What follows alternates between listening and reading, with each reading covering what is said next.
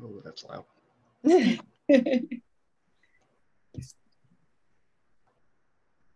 we'll start to see. Hello, everyone. We'll start to see attendees coming in. Welcome to our Lunch and Learn today for Mental Health America, Spartanburg County. We'll give a few minutes for folks to get in, and then we'll have a few announcements.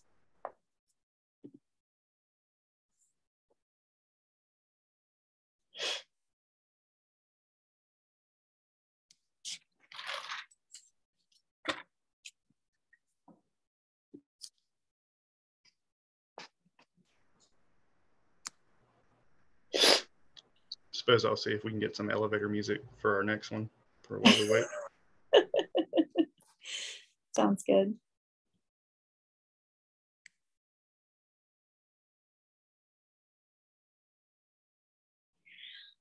Well, I think I'll go ahead because I want to make sure we have plenty of time for Dr. Kennedy to do her presentation, and I'm sure there'll be questions as well. So I'm Maggie Gainey, of course. I have been the Executive Director for Mental Health America of Spartanburg County.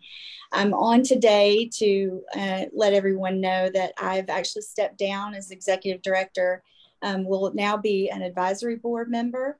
And we have hired Ross Hill, who is here with us today as one of his first duties as Executive Director of Mental Health America of Spartanburg County. Ross comes to us with a wealth of experience and knowledge in the mental health field. He is a licensed marriage and family therapist and has a practice at Modern Wellness Family Counseling with Dr. Kennedy. He's also a certified addictions counselor. He graduated from Wofford College for his undergrad degree, and then went to Converse for his marriage and family therapist degree. So, Ross, we're so glad to have you on today. I'm going to hand it over to you. I'm so glad to be here, and honored to be following up on the work that Maggie has done. Yeah, I'm reminded of that quote. I can't remember who said it now.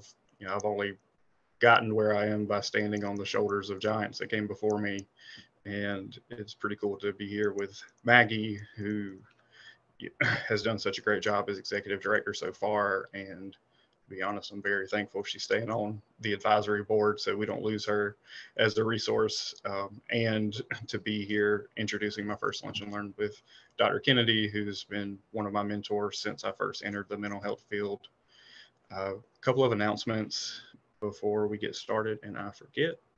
I'm going to be posting links in the chat for the slides for today's presentation if you'd like to follow along.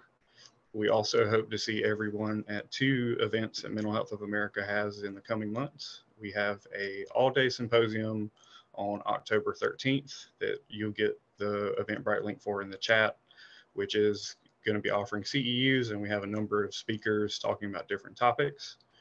We have another Lunch and Learn on November 10th that will be about grief, and I'm also going to include some information on how to get your CEU credit if you're interested in getting a 1-hour CEU credit for today. You'll follow the link, pay $15, they'll confirm your attendance, and then after you do the evaluation that you receive via email, they will send you your CEU certificate. So after I introduce Dr. Kennedy, we'll have that in the chat. Kelly is the owner of Modern Wellness Family Counseling in Spartanburg. She is a licensed marriage family therapist and supervisor. She's a registered play therapist supervisor, and got her PhD in, Kelly, what's your PhD in? Is it MFT? It's in child and family development with a specialization in marriage and family therapy. Okay. Well, Kelly, if you're ready, we will transition on over to you, and happy to hear what you have to say to us. Yeah, sure. Thank you, Ross. And actually, I kind of was seeing who was attending. I don't know how many of you may know Dr. Jim Rentz, who's had a huge impact in the field of counseling in general, specifically marriage and family therapy. But he was the one who actually originally asked me to come and talk today. And He actually asked me to come talk. He said, I want you to just come talk about the name of your practice and how it contributes to wellness. And I thought, well, that's pretty large. So I'll try to do the best I can and talk a little bit about counseling, how it promotes mental wellness in general, even beyond just in general mental health. But I think a lot of us think of coming to counseling for severe mental health issues. So kind of broadening out a little bit and talking about even mental health and counseling to even prevent full-blown mental health disorders from happening, or help if they do happen, to try to respond to it and try to get that person feeling better as quickly as possible. So one of the first things I wanted to do is just kind of get a sense for some of your backgrounds. So I was going to put a poll up. I just am interested to see what drew you guys to this talk, whether you're a mental health professional, you're in the medical field, you're a student learning about psychology or mental health, or just a general audience interested in mental health. So I'm going to launch that now and give you guys just a second to answer.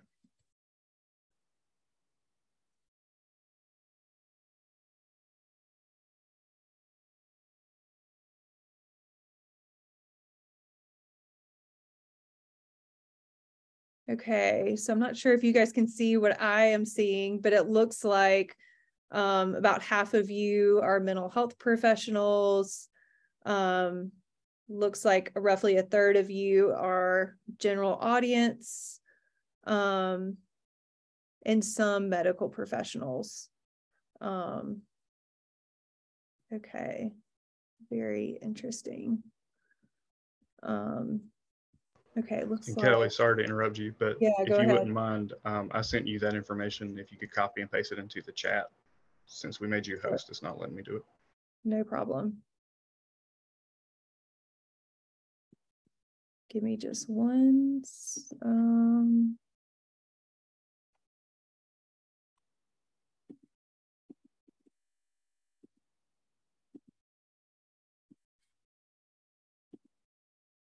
not letting me copy it, Ross. Let me see.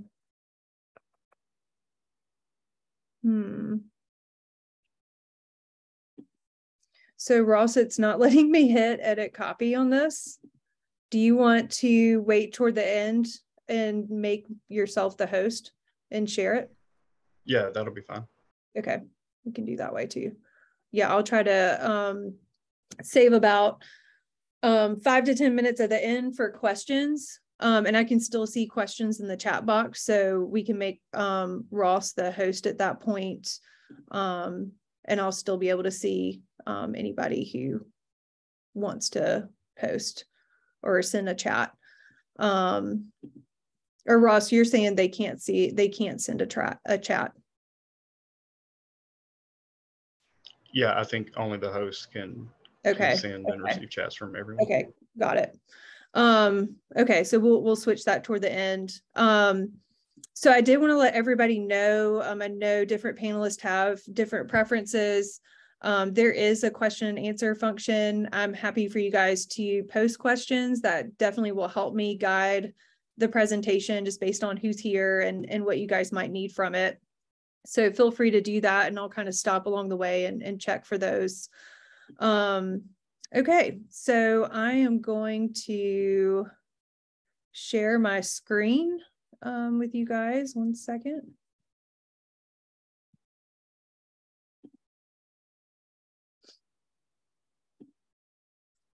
And hopefully everybody can see that. Ross, you just speak up if you can't see anything. And we're going to talk a little bit about counseling and promoting mental wellness.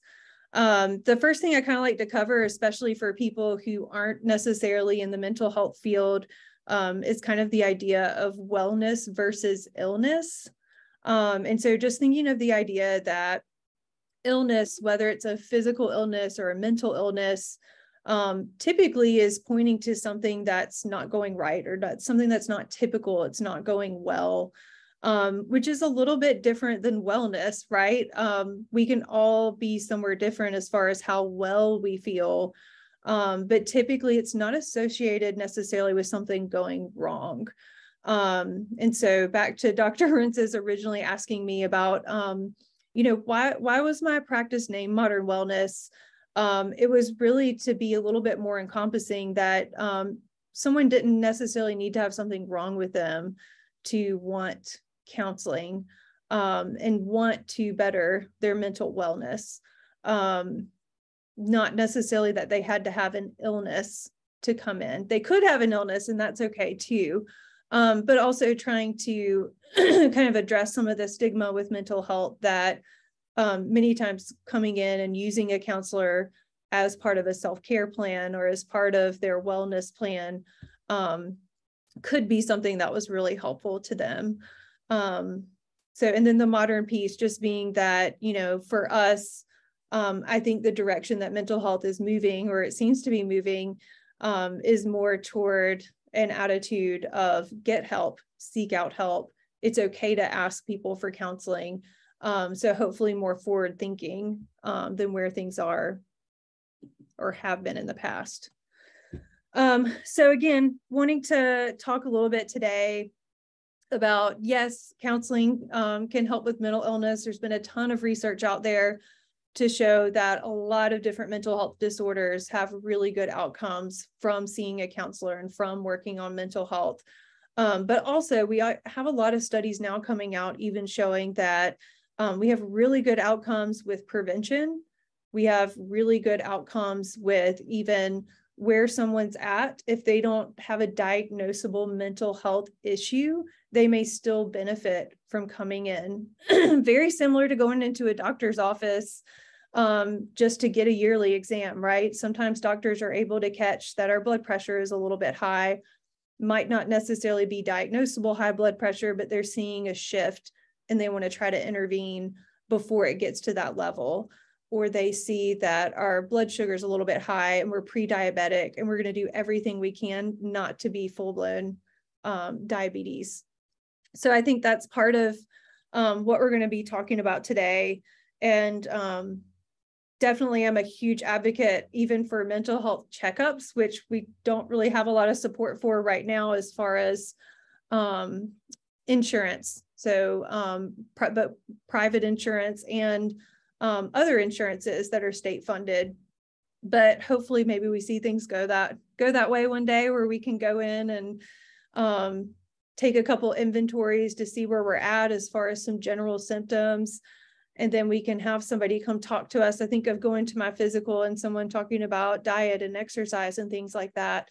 So having an opportunity on our end to talk about their self-care plan and what they're doing to take care of themselves mentally and emotionally. So maybe we get there one day. But not right now, not unless somebody's self-paying. So for those of you who are from the lay population, I have just a few slides because I wanted to make sure we're all on the same page as far as terminology. So one of the first things I think about is, what is counseling? I still have a lot of people come in to therapy and they're not necessarily sure what to expect. They're not really sure. I have many new clients still come in like, what are we going to do? What are we going to talk about? What can I expect from this process? So the first thing I like to point out is that counseling is a collaborative process. Collaborative just meaning that we really expect that the clients, they're the expert on their lives. They're the expert on what they've experienced, what's happened to them, and no counselor is ever going to be able to match that. We haven't lived in their shoes, and we don't assume that we have. So there's definitely something that we need to get from the client that's really important for us to help us be better able to help them. And then the other side of that is that the counselor is also coming in with some knowledge. We're coming in with training on how to best help someone who's struggling mentally, emotionally, or someone that's wanting to improve their mental, emotional well-being. So we're coming in with a set of skills and some training to be able to help them in that way. So a lot of times it takes both people to be able to have the best result. So if I have a client come in and they're really guarded, they don't want to talk to me, they're really scared to open up. Many times my focus early on is just the relationship so that they feel comfortable, because until they open up, it's going to be really hard for me to create change and to be able to help them. So it really is that collaborative relationship. Also, just the acknowledgement that counselors are professionals. And many times having someone who's a professional is very different from having a friend, even a friend that's trained in mental health. We have a different set of expectations. We have time set aside for that person. We have a specific block of time set aside for that person. So a lot of times that really helps us to focus in and help them, versus with our friends, it's kind of a give and take, right? So I might have a friend come in and talk to me about a problem they're having, but there's no time point, there's no end point. It's a very different type of relationship, versus as a counselor, I know what my role is, and I know that role is to be there for that client. It's not necessarily to help myself. And if I need somebody to help myself, right, then I might seek out my own counseling. And so that's part of that process too. You're definitely looking at potential solutions to whatever they come in with. The specific wording I pulled from this website was problems. I almost like the word issues, right? Like sometimes things aren't a problem yet, but they're even an issue that you know is coming up. A good example might be premarital counseling or counseling prior to moving in with someone. It's not necessarily a problem, but we're really trying to prevent that from becoming an issue, knowing that we're about to make a huge adjustment to something new. So we're also seeking to improve communication, improve coping skills. You know, at this point in my life, I'm still improving coping skills. And sometimes things that worked for me to cope with life when I was young don't work anymore, or they've changed over time. So I think it's kind of a constant ebb and flow and conversation that you're having with somebody is, you know, what coping skills are going to work for me. So again, to compare to medicine, you know, the medication that might work for one client, another client might be resistant to, right? So it's not always a straightforward process. Strengthening self-esteem, and that's a really important one. And for any of you that might be medical professionals in here, you might know that when a client or patient feels more confident that they can do something, they're more likely to do it and they're more likely to try it. So we know for our clients too, if they feel motivated, they can make a change in their lives, they're more likely to actually go forward and try to make that change. And then promoting that change, promoting the actual behavior. And then obviously too, like optimal mental health, which doesn't mean perfect mental health. It just means based on what's happening in the client's life, trying to help them the best they can to function in a way that's healthy for them. Okay, get through a couple more slides and then I'll check and see if anybody has any questions. So types of counseling, and for my guesses for the mental health professionals in here, they probably meet some of these, but not all of these. And so just because someone's a counselor might not mean they do all of these types of counseling. In fact, many of us focus on one, maybe two types of counseling. So there is what we think of as kind of traditional individual counseling. Typically when we meet with one person in the room, we're really focused on their goals, what they have going on. Couples is a little bit different. Our goals in counseling tend to be focused on both people as a relationship. So it's a little bit different than individual because, you know, in couples, you have two individuals. Sometimes their individual goals might actually be different from each other, but we're really trying to make some couple goals, typically related to staying together as a couple, but believe it or not, it's not always that. It could be maybe an individual went through something really difficult and they want to work together as a couple to support that person. Maybe somebody going through a cancer diagnosis might come to couples therapy because their partner being there is a source of support. It's a way for them to help adjust to whatever's happening in their lives. Families. So family therapists are typically working with some sort of family system that can look very different from family to family. I know right now in our office, we have everything from blended families with foster children, biological children, to I have right now a single parent navigating single parenthood with a child, and we have them come in together and talk about it. So family therapy is definitely a component. What you will find with couple and family is that if it's a couple and family issue, having the entire family or entire couple system present in research actually shows better outcomes than if one person were to come in. So if we have an individual and they're coming in to talk about their relationship with their partner, they're less likely to see a positive outcome than if they were to come as a couple. So that's one thing that's really important when we're promoting wellness, is having anyone who's involved in what's going on being able to come in to the therapy room. Kind of the backdrop of that, if anybody is just nerdy or curious, is systems theory. So in systems theory, the belief is that each person who makes up that system is really important, but the system itself actually gives us way more information than looking at the individual parts. And so systems theory, goes all the way back to engineering and aerospace technology. If you get into that stuff, if you're interested to Google it, family systems theory is going to talk to you a little bit more about what we're talking about here with couples and family therapy. Okay, so to move on to group therapy, group is a little different. It's not a family. This is typically a group of people that have some common goal in mind that are going to come in to be able to talk to one another. So it could be a group on anger management. They're all struggling with anger issues.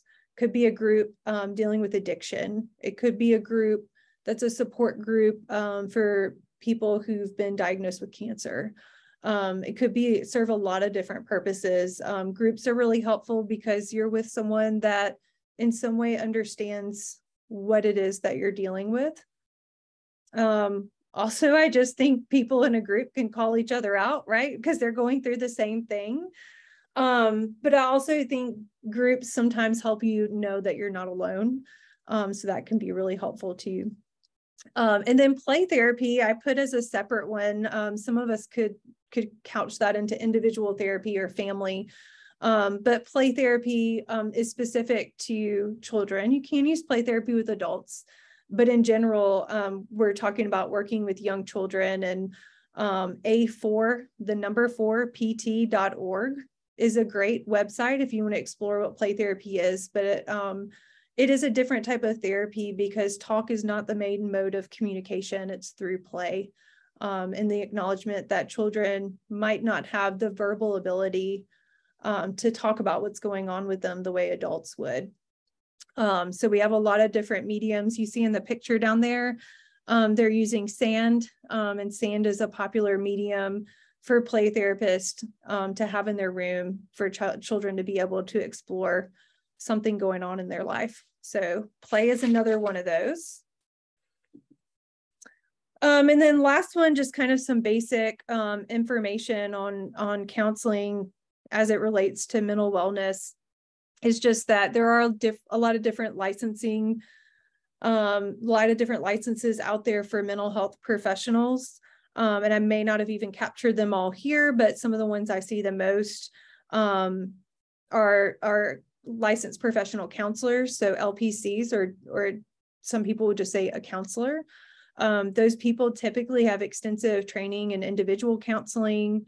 I think in our state, they also have had some training in group counseling, and a lot of different types of issues that they might see. Marriage and family therapy, that's kind of where my background is.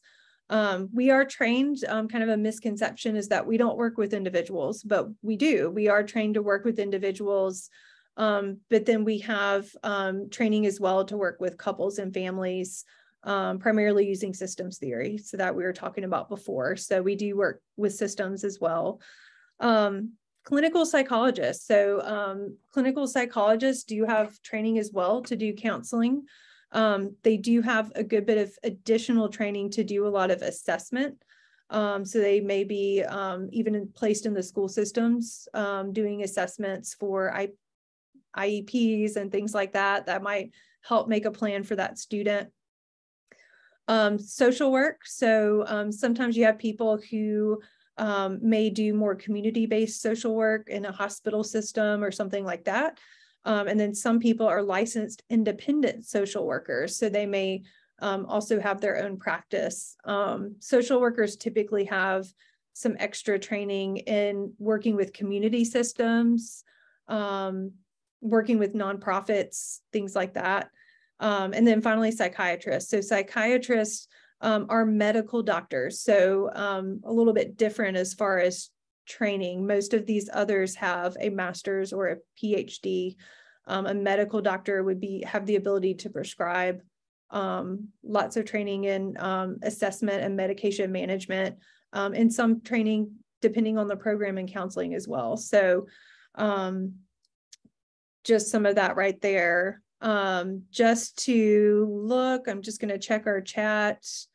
I don't think we have any questions before we move on. Okay. I'm going to exit there and I'm going to keep going in the interest of time. So what is wellness? So kind of moving into, and even for the counselors or mental health professionals out there, hopefully this is helpful. I think sometimes as mental health professionals, we're so, if we bill insurance, some of you may not, but we are trained to, in order to file insurance, that we have to figure out that first session. Or if you're a medical doctor, you have to figure out during that assessment what the diagnosis code is going to be. And so I think a lot of times we're really focused in on what the problem is, right? So what's the problem? What are the symptoms? And what diagnosis are we going to make? And then what treatment plan are we going to make to eliminate or diminish or decrease in frequency, whatever those symptoms are. And as far as wellness, it's kind of a shift a little bit to also point out what kind of things they do to contribute to wellness. I think everybody probably has something they do to contribute to wellness. And then I think we all probably have areas of wellness that we struggle or that we wish we would improve in some way. Got this diagram from globalwellnessinstitute.org. There are a lot of similar ones out there, but kind of this idea that wellness is not just this one thing of wellness. It has a lot of different dimensions to it. There's mental wellness. Obviously, as counselors, we approach that a lot, even not disordered, right? Sometimes we do mental wellness type things. And sometimes, even for me, like sometimes if I have had a lot of clients back to back in a day, I may go home and do something. I always call it almost like sensory deprivation. I've been so stimulated throughout the day mentally that it's really nice to go home and read a fictional book, or it's really nice to go home and maybe take a bath and like sit in the bath for an hour. And not have any expectation. Spiritual, for me, that could look like a religious practice, but it also could look like a spiritual practice. It could look like going hiking, if that's something that feels spiritual to you. So it can mean a lot of different things. Emotional, thinking of things that make us feel positive emotions. Or sometimes it may be like if we have lost someone close to us recently, maybe that's allowing time to grieve. So being able to put aside space to feel. Social, that would, again, varies from person to person, but I think most of us have this understanding that we're relational beings. So we want to connect with people in ways that are meaningful for us. Environmental, it's a picture of mountains, but it's not necessarily being outside, but it more means like what's going on around us. What kind of environments do we have ourselves in? For me, I think of workplace environment. Workplace environment is never perfect for anyone, but it hopefully feels like a safe environment. It feels like an environment that you can have a good co-working relationship with your colleagues, that you're able to be an authentic, at least professional self in that setting. Other big environments I think about, especially for children, might be school, might be colleges, might be other different types of areas, could even be starting to overlap with social, friend environments, family environments, that kind of thing. And then physical. So starts to get a little bit out of our scope of practice as counselors to make recommendations about physical wellness, but certainly we can ask clients what they're doing to physically help themselves. And we can also refer back to their doctor. So we can definitely promote them going to their appointments with their doctors and keeping up with that side of it. Okay. So some common issues, and these are actually based on some research of what do people come to counseling for the most. So these are kind of the top categories that people reported that they were coming into counseling. Just like we might think, some different emotional and behavioral issues, kind of going into that number 1 and number 2, mental health disorders. A lot of times when we do see children, we're seeing different emotional and behavioral issues. Sometimes it's a teacher that sees them the first time they're in school, but sometimes it's a parent's noticing something seems off, and they're wanting to intervene to figure out, is there something mental health related going on or adjustment related going on? Also mental health disorders. So we talked about early on, like counseling can be for wellness, but it can also be when we have a mental health disorder. Another one, couple challenges, family issues. And a lot of times what you're going to see is those are linked to mental health disorders, right? So if you feel like you are on the brink of separation or divorce from your partner, that's probably going to affect any other mental health related thing that may be going on. So if I'm naturally someone who can be depressed sometimes, if I'm really struggling with my partner, that's probably a contributing factor. We're seeing an increase in a lot of gender and LGBTQ issues. So we're having a lot of clients come in with different identity issues, whether it's to do with sexuality or gender. And right now we do see a pretty big overlap between gender dysphoria, but also like contemplating coming out as LGBTQ, and also even things like suicide or self-harm. So that's definitely been a big overlap and a concern that we've had and we've been seeing. Adjustment to stressors, I kind of gave some examples early on, but a lot of times the ability to seek out help after a trauma or a big stressor will help dictate what that is going to look like over time. So if I went through a traumatic car accident and no one helped me through that, my adjustment is probably going to be poorer than having someone alongside me to help me navigate that. And then substance abuse and addiction. So that addiction issues go in there as well, and typically have someone specifically trained in that area. All right, so how does counseling improve wellness? First thing I put is counseling is helpful. So one of the interesting things, and a lot of this APA.org at the bottom is the American Psychological Association. They have a lot of great, if you go on that website, a lot of great, pretty large research studies if you enjoy reading research, and they do a good job kind of summarizing that research on counseling and on therapy. But the average outcomes of psychotherapy were actually more helpful on average than medical treatments if we're talking about wellness outcomes. So if we're talking about someone coming in, let's say, with depressed mood. And a lot of what we're actually seeing, I'm kind of skipping down to the third point, is that psychotherapy typically lasts longer, right? So if I'm feeling depressed and I decide to start Zoloft, or my doctor decides, right? I'm not going to decide, but if my doctor decides that they want to prescribe me Zoloft, and that Zoloft is helpful, that Zoloft, when I'm pulled off of it, may not actually help me anymore. It may. Sometimes pharmacological treatments alone are helpful, but sometimes what we'll see is that there's a regression in symptoms. So that person goes back and then they go back on that medication again. So sometimes with psychotherapy, right, we're able to learn different ways of thinking, different ways of behaving that might alter our mood, that are going to help us over time, whether or not we're on a medication.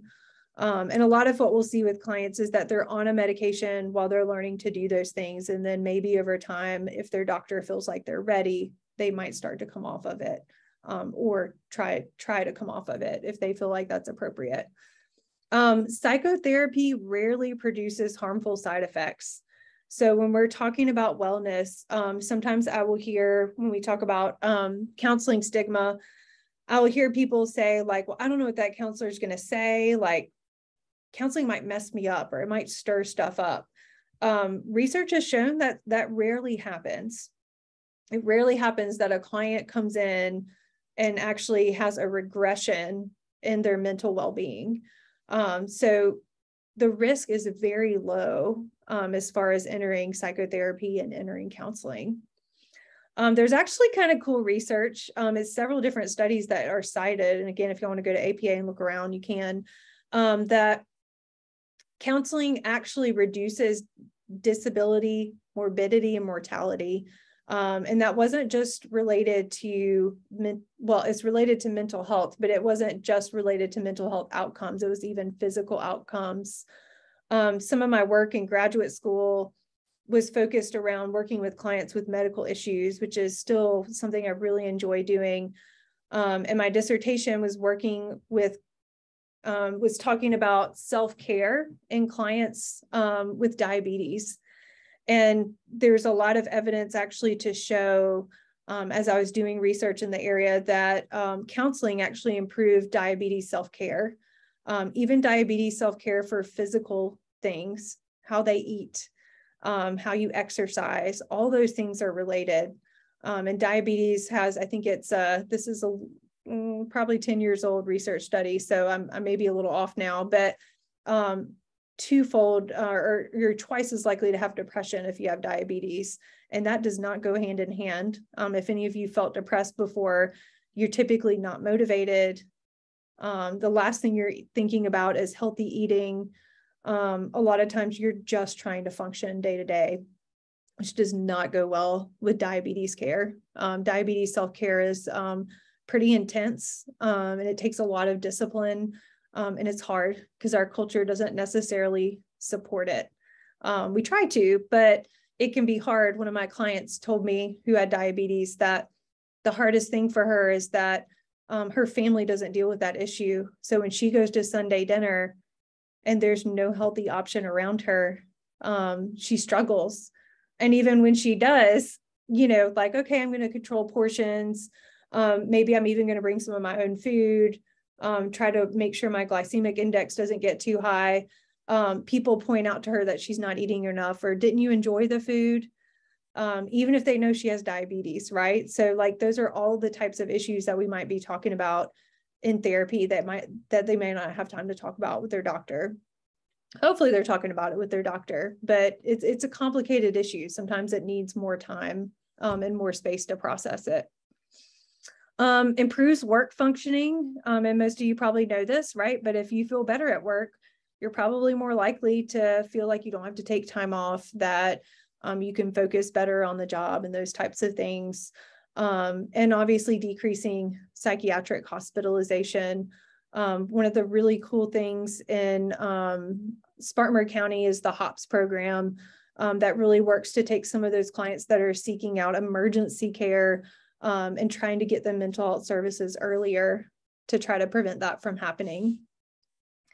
And again, all of that to say, that doesn't mean medication's not appropriate, right? Medication can be a really powerful tool and can be something really helpful, especially when we're talking about chemistry in the brain that's just off, right? It's things that sometimes I have clients with severe depression that a medication really helps change their lives.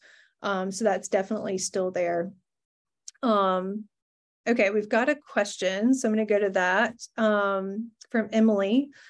She said, I've actually noticed that many clients report improved overall wellness after attending therapy for several weeks, even if there hasn't been enough time yet for their symptoms or issues to significantly improve, excuse me, Emily, sorry. Yeah, so I totally agree. And I've had that experience too, where a client comes in, we'll use a different issue with just kind of debilitating anxiety. They're having trouble going to work.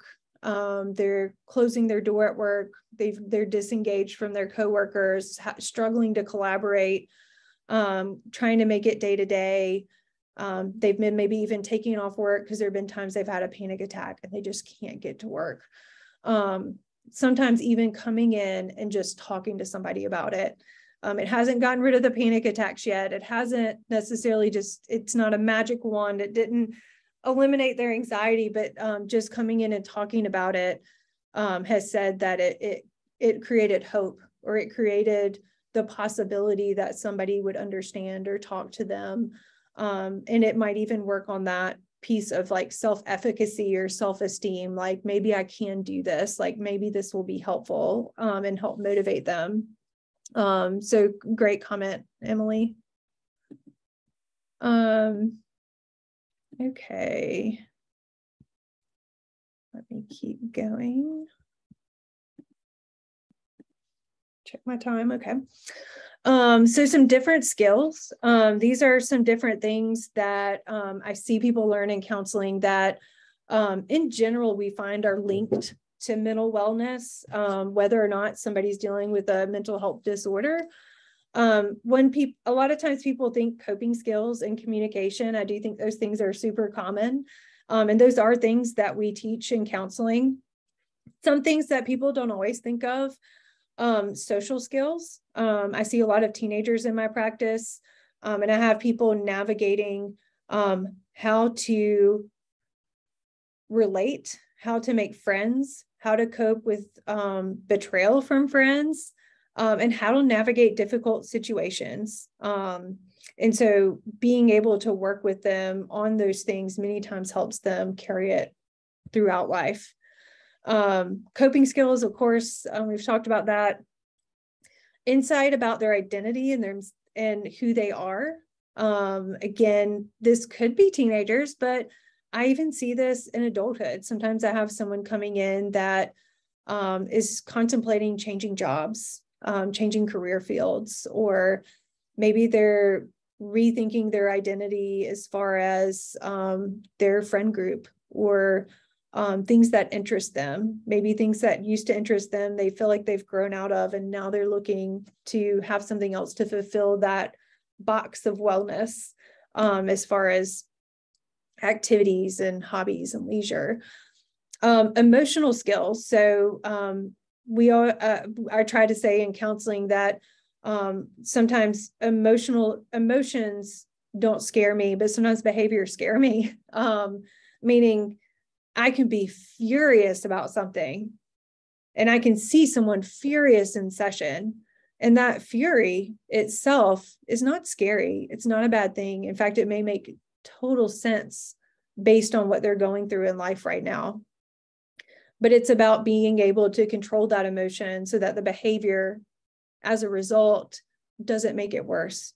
So if I'm furious about something and I start throwing things around my house and breaking things, I could scare the people around me, or I could hurt myself or hurt someone else.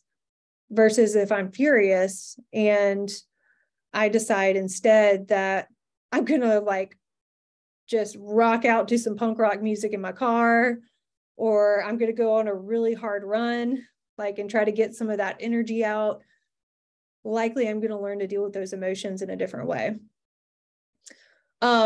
Kind of with social skills, healthy peer and relationship skills. I think those go hand in hand. Psychoeducation in our field is really just educating people about topics related to psychology. Life skills, actually this morning, I worked with a client who can't get to work on time. And at that point, their job was going to be threatened if they couldn't figure out this skill. And so we've been just trying to set specific things in place. This client's also struggling with ADHD. And so we're trying to set specific things in place to help them stay on track. Communication skills we talked about, but also parenting skills. As a parent myself, I think parenting is really hard to navigate. And just having someone who is an outside resource to be able to talk through those, make decisions. Again, as parents, it's more helpful for us to have emotional skills too, and be able to manage our emotions around our kids so that we aren't putting our problems onto them, or we're able to make an informed decision and figure out how we want to handle it with our child. Okay, so the last thing I'm going to get to before I'm going to leave time for questions, and also I need to make Ross host again, I think, so that he can put that stuff in the chat box for you guys.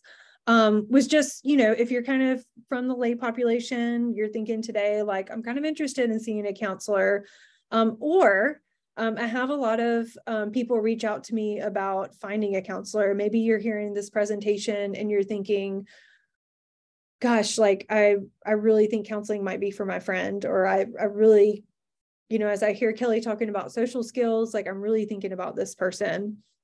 There are a lot of different ways to find counselors. I will say Psychology Today is a specific website or therapist listing.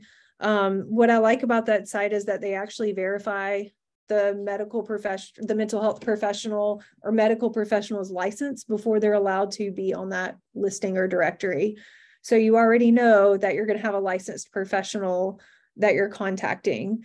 Oh, by the way, on Psychology Today, you can filter by insurance as well, which is kind of nice. So you're not calling a bunch of places for people that don't take insurance if you need to be able to bill your insurance. Professional organizations, so you can look through those. APA is Psychological Association, ACA is counseling, AAMFT is marriage and family therapy, and NASW is social work. You definitely want to make sure that the person is licensed, or that they're in training in an accredited training program. And it's okay to ask for a counselor if it's a poor fit. So actually the number one factor, if somebody's working on mental wellness, the number one factor for success or change, believe it or not, is not what the therapist knows. It is the relationship between the counselor and the therapist. Anytime I have a client where I just feel like we're not off to the right foot, or we're not forming a really good relationship, I'm immediately going to have that conversation about if they want to try someone else. I don't want them to feel abandoned, but I want them to find the right fit. I want them to find somebody they feel comfortable talking to. So it's okay to try someone if you go to a counselor and it just doesn't feel right. Other things you might look for in a counselor. So maybe you're having a phone call with them, or you're in that first session with them, or what you're trying to feel out if you're trying to find someone for your child or friend. You want a counselor to have really good interpersonal skills. Are they warm when you talk to them? Are they empathic? Are they kind? Do you feel you can trust this person? Do they, and that might be something over time, but do they show up on time? Do they charge you a reasonable amount for what you need? Are they available when you need them within professional boundaries? Are they interested in your goals? Do you talk about what you want in counseling, and are they really receptive to that? Do they provide you with a treatment plan? Do they tell you, here's what I'd like to do with you? What do you think? Again, that collaborative process, giving you some hope things will get better, discussing progress. Like I said, if I'm not feeling maybe that relationship connection, I'm going to bring that up to try to ask if someone is feeling okay. I'm going to bring up if I don't feel like they're making progress. Am I the right fit for you? Do we need to try someone with a different model? Flexibility, sometimes things change with clients. Sometimes they come in, they're wanting to talk about communication, but then really somebody in their life close to them passes away and they need to talk about grief. Diversity training and sensitivity. You know, do they have diversity training? Are they asking about your culture, but also doing their own research, right? Are they asking about your preferences or what you need out of counseling? They don't discuss their own self or the therapist issues. So it's not that clients wouldn't necessarily talk about themselves at all, but we don't much, you know, and that would be appropriate. So we might say, oh, our day's going good, or, oh, I'm looking forward to spending some time outside with my family this weekend, but they're not actually going off about their problems because it's not about them. And then obviously they're doing their own research. And sometimes I tell clients that I need to do some more research on what you're dealing with. I haven't seen this before, or haven't seen this in this way. Okay. So I'm pretty much done. So I'm going to switch Ross to be the host if I can figure out how to do that. And I'm going to stop my screen share. And I see a comment from Susan. I'm going to get to that just in a second if I can figure out how to switch over and make Ross the host. Oh, I think I got it, Kelly. There was a button I could press to reclaim it. So hopefully that's okay, sweet. It's worked out. You got it? Yes, okay. Ma'am, I think so. Great. So I've got a few minutes if you guys have questions. Susan was specifically talking about groups, and I thought she made a great note. She talked about two different types of groups. One was psychoeducational groups, and those groups tend to be groups where you're talking about specific skills that they might have. So an example, she gave anger management, but I might specifically talk about different skills they could use to handle their anger when it comes up and what to do with it. And then the other one, and one other point she made, let me make this too, very much like a class or educational format. And the other where it's kind of a formal group therapy. And so that one is a little bit different because it doesn't tend to be like educational or more like a class. It tends to be more personal, more vulnerable for the participants. They tend to be sharing a lot more often, whereas the leader of the group therapy is more of a facilitator, not necessarily an educator. So Susan, I know you do a lot of groups, so I hope I got that right. You're free to jump in too. But I thought that was a great point.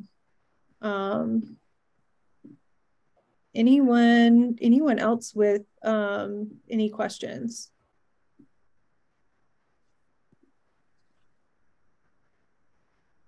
Okay, I don't see any more questions. Do you see anything popping up on your end, Dr. Kennedy? I don't. So that's all I have for today. Right, well, everyone, thank you so much for attending. Sorry for the technical difficulties, but adapt and overcome.